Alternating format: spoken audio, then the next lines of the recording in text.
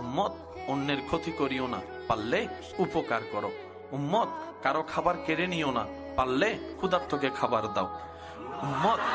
উম্মত কারো অন্তরে অন্যায়ভাবে আঘাত দিও না, পারলে তার জীবন একটু শান্তির ব্যবস্থা করে দাও। সুবহানাল্লাহ।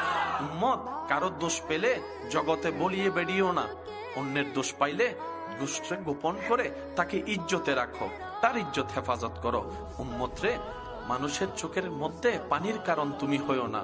উম্মত, তুমি চলার পথে রাস্তায় কাঁটা দেখলে, পেরাক দেখলে সরিয়ে দাও, যেন অন্য ভাই তোমার কষ্ট না পায়।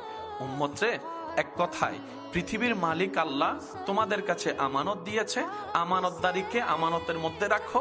পৃথিবীকে ধ্বংস করিও না, পৃথিবীকে নষ্ট করিও না, পৃথিবীকে অশান্তি করিও না।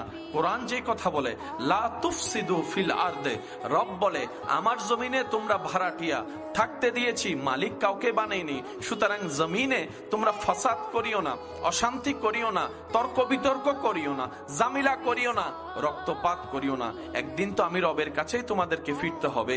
নবী বলে, উম্মত রে, যেভাবে পারো অন্যকে ভালো রেখে নিজে ভালো থাকো। হাজার ব্যস্ততার ভিতরে তোমার রিজিক দাতার দরবারে সিজদা দেওয়ার সময় বের করো।